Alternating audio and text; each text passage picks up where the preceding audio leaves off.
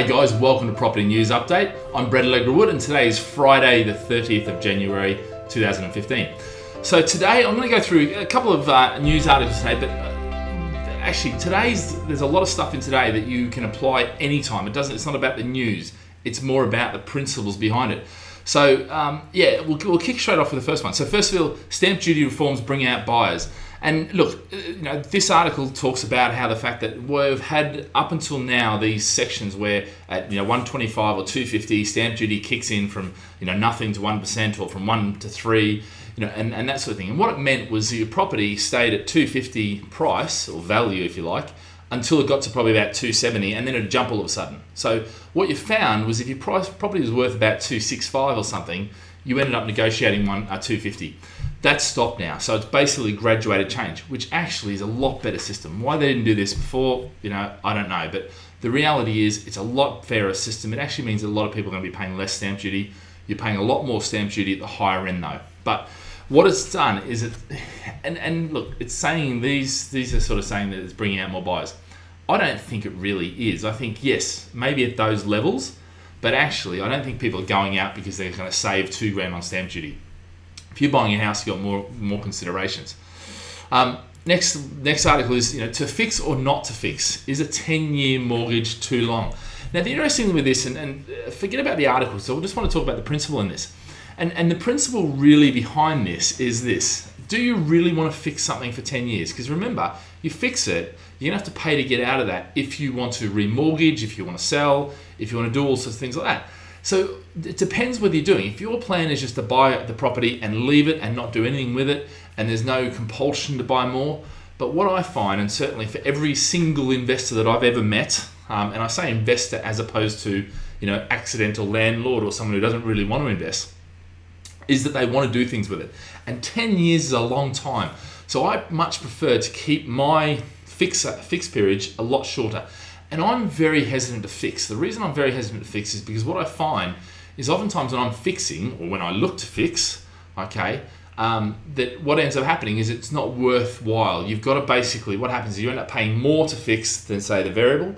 A lot of times you're better to stay on the variable because it works out cheaper, you've got more flexibility and things like that. So it really depends. And the thing with this is you've got to do the sums. If you don't do the sums, then don't do it. But generally I find if you're going to build a portfolio, if you're going to buy multiple properties, don't fix for 10 years. Don't fix for 5 years. 2 years, fine, no problem.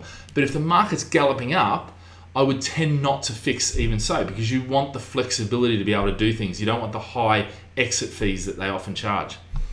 Bank of England chief economist says there's no rush to raise interest rates. And I've been saying for a while, I don't think interest rates will rise until wage growth comes back. Interesting thing, there's lots of articles about deflation. If deflation happens and wages stay the same, that's the same as wages going up, okay? So that could happen. Do I think it is really? No, I don't. Certainly oil prices, they're low. There's lots of different variables, but the reality is I don't think interest rates, I think 2015, we're not going to see interest rates go up. There's no compulsion to, unless there's dramatic changes, which I can't see. I think really everything's refooting itself and it's heading along nicely. The election will put a bit of a blimp in the things, but the reality is I think there's no need to fix your rate. There's no need to worry about interest rates right now.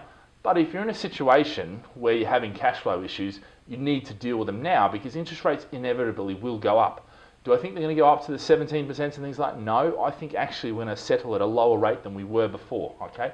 Because globally, the westernized economies are actually growing at a much lesser rate, okay? Even China is starting to settle down into a lower rate of growth, okay? London property market, loses steam as it enters the new year. It's like, of course it's going to. It went up tremendously last year, and for the previous years. So why would it keep doing that? And this is one of the key things. People think that because it's risen 40% last year, it'll do it again this year and I should jump in now. No, move out, follow that ripple effect and move to the next place because that's likely to be the 40% growth. And probably not 40% because the fundamentals aren't as there as well. It might be 20%, okay? So that's why now I talk about zone 2 being the new zone, or sorry, zone 3, 4, 5 being the new zone 2, okay? Because I think that's where you're going to see growth. Commuter belts. We're starting to get back into the UK side of things, the major cities and towns, okay? we're moving back into those. So you're going to see a lot more property from us from those areas, and we're specifically targeting. I'll talk you through the algorithm that I've put together to pick the areas, and really identify the fundamentals. But that'll come in subsequent weeks when I'm ready to launch it. Okay, so I just want to cover this. West Brom wins High Court battle over buy-to-let rates. Basically what they did is they went and sold all these buy-to-let mortgages, and they were supposed to be on a tracker mortgage. But what happened was the contracts that people signed said one thing, but they referred to their standard terms and conditions, okay? Now, what the bank did is they raised rates, which surprised everyone, and there was 360 investors took them to court. They ended up losing. The investors lost, the bank won, because what happens in that standard terms, which most people, yes, that thick booklet you get when you sign a mortgage and it says all sorts of stuff and you can't read it because it's in all legalese. Well, that's what applied, and the High Court upheld the bank's case, which is a bit different, bit of a problem. Now, the only thing I think you can do with West Brom is just boycott them. Don't use them for mortgages, because really, I think banks that do that, effectively what they're doing, they'll feather in their own nest, sort of saying screw you to the investor. And the problem was, through the recession, it wasn't very easy to remortgage. So most of those investors were caught in that actual mortgage.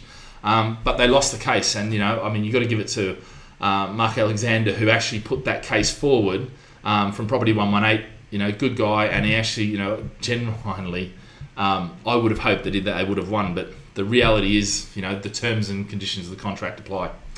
I just wanted to cover this. Openwork acts as 10 mortgage lenders from a mortgage panel retender. Now, the interesting thing is, most people think when you go to a mortgage broker, okay, you've got access to the whole market. You don't, okay? For instance, if you go to a mortgage broker that sources their mortgages through Openwork, they did have 35, they've now got 25. So that means they're only going, their whole of market is 25 lenders. So just be careful if you think they're going to go to the whole market. It's much better to do some research yourself. Money Supermarket, speak to a few different brokers, and get the things. What you'll find, if you go to an Openwork broker here and an Openwork broker here, they've got the same lenders, okay? Because realistically, normally they can't write other stuff, okay?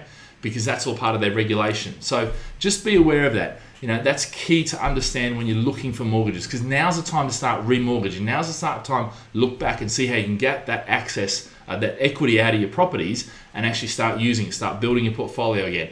The confidence is coming back into the market. Yes, there's people talking about Europe and Brexit and all these sort of things, but the reality is the UK market is back on its feet, and yes, it's not running by any stretch of the imagination, but it is coming back. It will be coming back further. And now's the time to be starting to really look into it and sitting down with a portfolio manager, sitting down with the people you're working with, and working out the best way to take advantage of and ride what will be the next 10, 15, 20 years, who knows, of growth. Okay? Guys, have a great day, and remember, live with passion.